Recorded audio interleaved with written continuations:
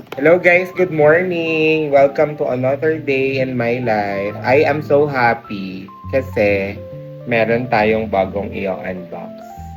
It's my very first time na padalahan itong brand na to. And I'm so excited! Let's go! Tada! Dami. They are so generous. It's a Tevion, the Ultimate Skin Master Silk Touch Perfecting Powder. Ang model, talagang pack na pack. Heart, Evangelista. Let's count it. 1, 2, 3, 4, 5, 6, 7, 8, 9, 10, 11, 12, 13, 14, 15. 15 na shades. So, as you can see, wala akong anything sa face kasi itatry natin siya after natin i-unbox. Okay. Ang ganda ng packaging. And inside this, compact mirror with powder inside. So, siya lang. Tapos, yung sponge na nasa labas.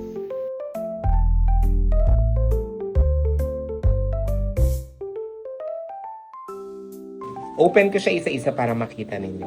Wait lang. Ito yung lahat ng shades ng kanilang The Ultimate Skin Master Silk Touch Perfecting Powder. So, ang lightest nila is itong Frost Light 1 papunta dito sa kanilang medium. Ang medium nila ay si Chai Medium 1.6. Going to the darkest na shade nila na itong Tear Dip 3. So, ito ang lahat ng shades ng Tevion. Ganda. I washed my face again para at least makawa natin yung magandang results since it's gonna be my first time that I will be reviewing the makeup product. I'll be using this Japanese product as my skincare. Serum muna tayo.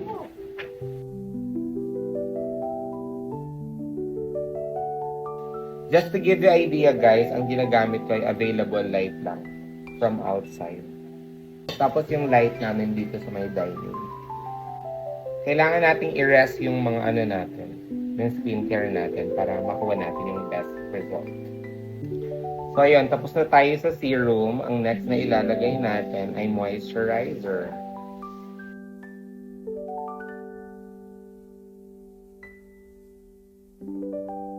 I-rest ko lang ulit to for 3 minutes. Tapos na ang ating serum and moisturizer. Now it's time for primer. I'll be putting primer sa face natin para nga makita natin. Makuha natin ang best result.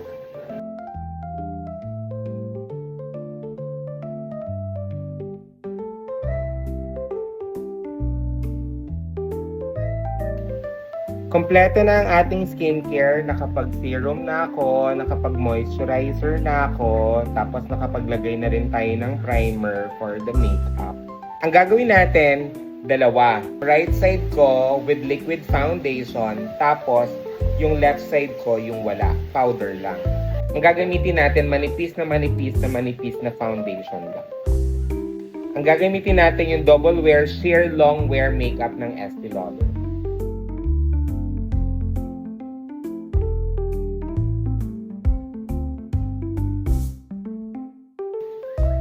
Para ma-compare natin yung product kung better ba siya with foundation o better siya ng wala.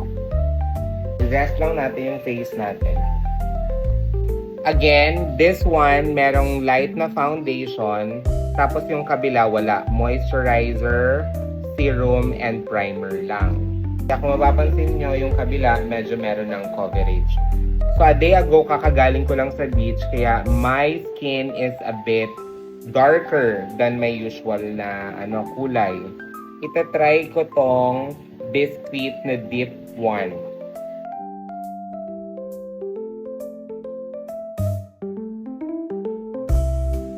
Kung papansin nyo, pot-pot lang yung application ko para at least hindi sayang yung powder. I love the coverage. So, ayun na nga. Itong kabila, meron na tong foundation. Ginamit na natin yung foundation nila in the shade of Biscuit Deep 1. Tapos yung kabila, wala pa. Wala pa at all. So, gagamitin natin yung kanilang sponge para makita natin yung difference.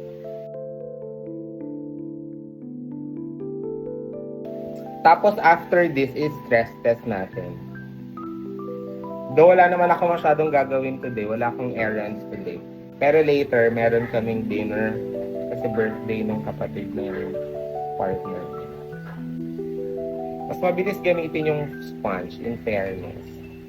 Actually, sa camera pa lang makikita nyo naman na agad yung difference. This one, merong liquid foundation. Dito yung wala. It's purely biscuit na deep 1 lang ang nilagay ko. Ngayon, I have two highlights lang. My face. I will be using their foundation pa din. Silk Touch pa rin ang gagamitin natin in this shade of Shy in Medium 1.6. Siya yung gagamitin natin. Okay?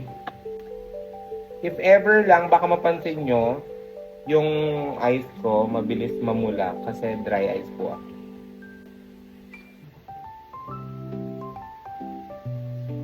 And also, yung product, yung powder, medyo meron siyang, hindi ko alam kung dahil lang dry eyes ako. Parang medyo merong nakakahilam ng konti. Pero tolerable naman. So, babalik tayo mamaya para makita natin yung performance ng kanilang bagong foundation. Setting spray muna natin siya. Basang-basa. Equally basang-basa para sa ating stress test. So, yun lang. So, see you later. Meron pala akong gagawin. Kala ko wala. So, magluluto ako para talagang mas matest natin yung ating makeup.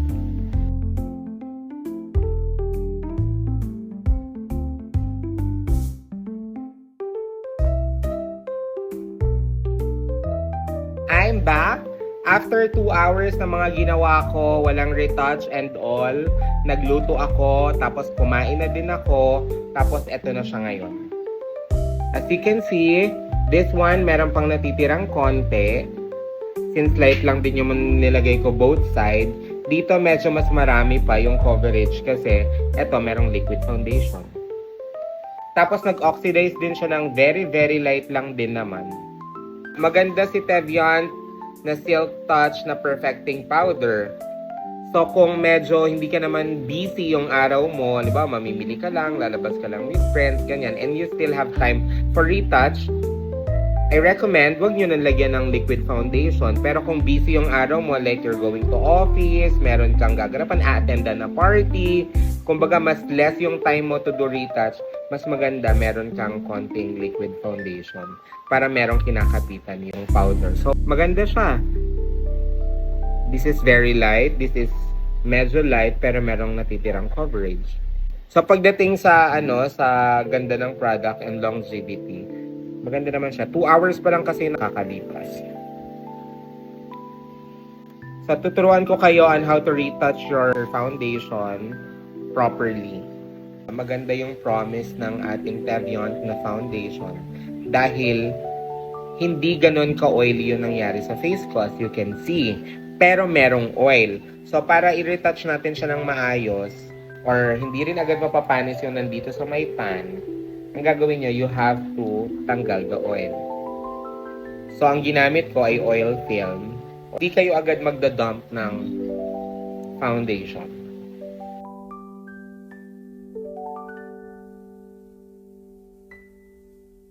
Kung ayaw nyo kumakapal yung foundation nyo or yung face makeup ninyo, huwag nyo na siyang i-retouch. Oil film, okay na yun. So, ayun pa rin siya. Very light coverage. This is with a bit of coverage dahil meron nga itong mask. Tapos, pag natanggal nyo na yung oil, that's the time na pwede nyo na siyang lagyan ng powder. Very light lang ulit.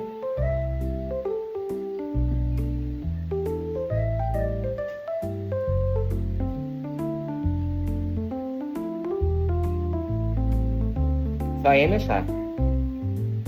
Okay ka na ulit? Ready ka na? Tapos, ang reason nun, kung bakit natin tinanggal yung oil, para at least di agad nagkakaroon ng amoy yung sponge ninyo. For hygienic purposes. Diba? Para if ever na meron kang kakilala na maghiram sa'yo ng foundation, paggamit niya, fresh ang ating sponge. So, ayun lang. Thank you so much, Tevion, for your generosity, for sending me all of the available shades. Nag-start tayo ng 10 a.m. Now, it's 7 p.m. And the foundation still there. Walang retouch yan.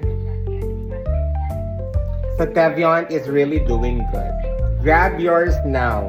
Mag-check out na kayo bago pa kayo maubusan. That's it for now. Thank you, guys.